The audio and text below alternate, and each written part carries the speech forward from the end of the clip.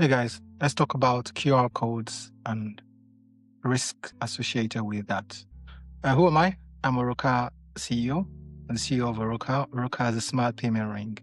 That means we allow users tap to pay. Okay, if you've got a phone, you know yourself that you're at risk immediately in terms of risk. You're looking at about give or take 60% depending on where you live, likelihood that your phone gets snatched. Okay. Same thing as well if you've got again, you know yourselves, your battery. My phone is already at 15% battery left. Again, if you don't charge your phone, your battery is gone. You don't rely on that for payments. Same thing as well with cash. We know yourself, cash is king. That's good. However, if you run out of cash wherever you are, you're in trouble. Or if you get robbed, mugged, you're in trouble. So that's the entire point why we had POS terminals, and then we decided to have cards. Okay, so cards, the idea was to make sure that people don't get robbed at cash point, and there's no recourse to that. But clearly now we see that wallets are also outdated now. So that's why we now have our wallet and our fingers. Okay, so we allow users to tap to pay with no need for wallets, no need for phones. And these don't need any charges. So it's straightforward. You just put on your finger, top up as you go. Okay, or you automatically top up as well, where you could just go and pay wherever you are. So we've got customers globally, and I'm the CEO of that. So I obviously push for security, I push for safety, and I push for innovation. One of the innovations clearly then is this, QR code. And QR codes have been going on for quite a while. Look, the advantage of QR codes is that it's convenient. It's a box, right? If you've not seen a QR code, we'll put one up here now. It's a box, effectively, which is made of randomized digits or codes, whereby if you scan that with a computer, it can change that into a web address, or you could change it into a bank account, or you could change that into anything. It stores data in that box. When you see the box, obviously it doesn't make sense to us as humans reading it, but from a computing standpoint, you can make sense. And once you scan it, you can do things in terms of taking it further. Obviously, you can see the trend with that, right? So basically, it's been good for payments. Okay, it's mostly used, I think, across the world. We're looking at, in terms of payments, about 12.54 billion of payments were processed with QR codes as of 2024. It's up to about 61 billion in the next few years. So it's going up. It's going up about 24% per annum, which is very good. And obviously, we try to push for innovation. So it's important that we push that as well. But here's the point, okay? There's a risk associated with that. Because in addition to payments, we use it for parking. So if you go to a parking slot now, I think there's a few in the UK, there's a few in Europe, a few in USA as well. Actually, in Africa as well, there's spots where you can scan a QR code to park. You can also scan a QR code to transfer payment. There are a few Bitcoin teller machines as well. So these Bitcoin machines actually allow you to scan a QR code to pay. Okay. And there's a lot you can do with it, okay, in terms of payments, in terms of just a merchant having a QR code. So I was in Africa, I think specifically Nigeria. We tried to get into Ghana as well. And most of the traders already have QR codes. So they just put a code out there. And I remember talking to a few people as well about our rings across Africa, where again, we're trying to push that out with Binance, with Coinbase, and several banks. So if you're a merchant, by the way, you can use our rings and you can tap to receive payments. But some merchants looked at me and said, hey, look, I've got a QR code here that I can just tap to pay. Immediately, I knew there was a risk there. And I specifically said to her, I think there was one lady I looked at and I said, hey, see that QR code here? What's your bank account number? It goes, blah, blah, blah. I said, okay, good. Then I scanned the QR code and looked at it and I saw it was tampered. Like across the market, I could see it, right? That's the point. People don't realize across the market, you can see it. So they open it, they scan it, and then it opens up a bank account and you pay. I looked up and I saw there was a piece of paper over it. And I said, what's it? She told me. And I said, okay, I clicked it. I opened it and I said, this is not your bank account number. She goes, oh yeah, there are people who come in here and put a sticker over it. And I was like, what? So she took out the sticker and said, this is the proper one. The point is, it's risky. It's easy to be tampered with. And people know about this in Africa. What was funny is that people don't know about it in the UK. So there was a whole UK episode on this. I think it came up. I'll try and put it on this show as well. But it came up and then everyone was complaining about the fact that if you go to POS or car points to park and you scan the QR code, it's possible that the payment is going to some scammers. And immediately it comes to me and I go, yes, of course. That's what you expect. It's as crazy as putting your bank account number, because it's a public number. The QR code is public, okay? So you're putting your bank account number out there, which is okay. Okay, you can put your bank account number because, again, American friends always freak out when they hear this, right? In Europe, Africa, everywhere, because it's a public address. You can put your bank account number and no one does anything with it because it receives payment. Your bank account number is inbound only, not external. I can quote my bank account number now and no one could do anything with it other than send payments to me. So it's a bit like, Bitcoin as well. Bitcoin, you show the public address, or crypto, you show the public address. That's almost like a bank account.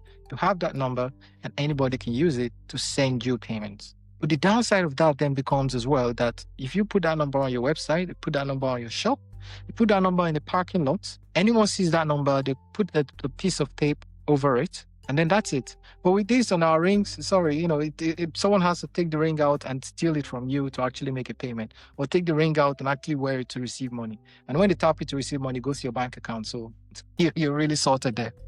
But the risk there, I suppose, is that, listen, guys, we need to be careful with QR codes, okay? Because clearly, I think I've talked about this. Number one, I'm going to mention 4 or 5 issues that might go wrong there with QR codes. Number one, I've said it already, is, fraud is really, really quick. Fraud, banking, we're trying to keep up with fraud. The fraudulents are really, really fast. They're entrepreneurial. They push so that we, on the banking side, we're slow to catch up.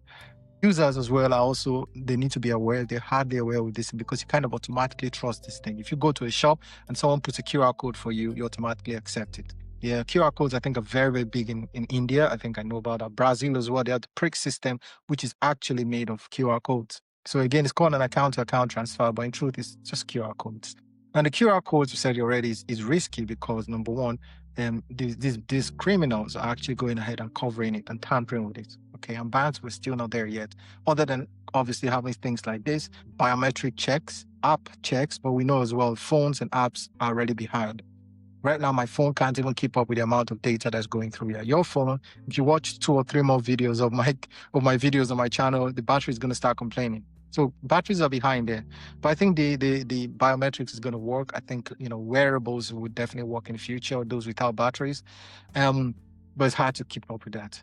So we've talked about the fact that these guys, fraudulence, you need to watch out for that. There's tampering and not to swiping of these things. And there's also the fact of, I think this is a funny one where I saw in Nigeria where it was raining and she had a piece of paper and then she had to move the table away as quickly as possible. And she goes, why? I said, yeah, because I asked why. And she goes, yeah, because it's raining. And therefore, when it rains, the water, splashes over it. And then the QR code is gone and she has to print it again. I was like, well, that really doesn't help you. I mean, you say that's tech, but in truth, that's behind. You might as well just shout the account number to people when they come to pay, rather than go ahead and actually have a piece of paper that would get washed in the rain or in the weather. So that's something to watch out for. Then the last one, I think, is in terms of standardization, right? So the QR code, I think, would help minimize fraud, but there is no check in terms of the payments if you're actually making it to the right account. Okay, what's the best way to avoid this? I think the best way, I've said it already, is number one, use other methods. Okay, so for us, I mean, if you want to make payment as a business customer, you can use a POS terminal, but the POS terminals are very expensive. You can use our rings. Our rings are half the price, if not cheaper, than POS terminals. So you don't need those terminals anymore. You can just tap to pay. That's one. Secondly, then is the the parking lot. So parking is a funny one. There's nothing you can do about that. So a lot of people these days, they just have a QR code. I remember I was in, I think somewhere in Europe, I can't remember, it might have been Germany, where I went to the parking slot station and all they had was QR codes. And there was no other way. And then the QR code was in the lower ground floor. So that means when you scan it, you need the internet to work so you can pay them. So I was stuck. I didn't have anything. I had to press and then eventually I was let out. But what's important there is the fact that, we're still behind in terms of thinking. So when it comes to that, I think the only thing you can do is just complain. So if 100 people go to a car park and complain that one is fraudulently, gone against and you claim against the city, or secondly, you complain and ask to be let out because the QR codes are not working. When they lose that much money, again, I can tell you, these city parkers are criminals, not criminals, but they are greedy.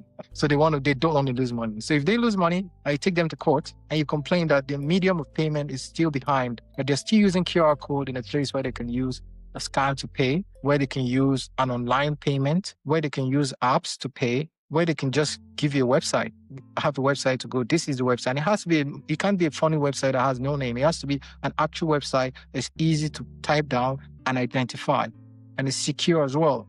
Okay, otherwise putting a piece of paper over a parking slot or using cash is not even an answer. Because I see a few people go, no, why don't we go back to use cash? No, like the parking slots, parking machines, parking meters used to be robbed because people had coins in it. So you're using coins and you're going back to cash. when we know that those parking meters, after 2 or 3 hours, they're going to accumulate so much cash that all you have to do is just shake it or break it and run through with the money. Yeah, so it's risky. That's why I wouldn't recommend cash. I wouldn't recommend going back to cash. I see a lot of comments. I think I got a few comments on this as well. Oh, please, maybe we should go back to cash. Again, no, going back to cash means that you're actually going back to risk. Theft goes up. And then the council will tell you, no, they're not going to go back to that because they lost so much money in terms of getting the machines back and also theft associated there. So my opinion, I think there just has to be a better way. That there has to be a way to actually regulate these things as well. There are ways to pay these days. There's a lot of ways to pay. And these guys are claiming that they want to be futuristic by introducing QR codes. They need to know that QR codes are outdated. QR codes are gone. Yeah, they are old now. And I know a few people, I think I always get these issues with Bitcoiners. So Bitcoiners are going to come to me and go, oh, wait, how about QR codes for Bitcoin? QR codes are good for Bitcoin, but it's an entry level. Like you don't really pay Bitcoin through QR codes. It's a medium to pay. Okay, I mean, we use our rings for Bitcoin. So that means you can tap to pay, tap to receive with Bitcoin. So while the Bitcoin shows up as a QR code, that's not the medium to pay. Actually, the Bitcoin address is how you pay. Also, if you use Lightning Node is basically you can use an LN URL, which is also a URL page. And effectively, QR code is a page. So you can get rid of that QR code and go directly to the page. Okay, so it's about the same thing as well. So that's it from me. I'm going to stop there now. So guys, please be careful. That's all I'm going to say. I've tried to educate as much as possible on this short session. But my opinion is please be careful, be wary, because these things happen. QR codes are easy to tamper with. A lot of people are doing it today. Let's not give these scammers free money. Okay. Take care and catch you in the next one. Bye.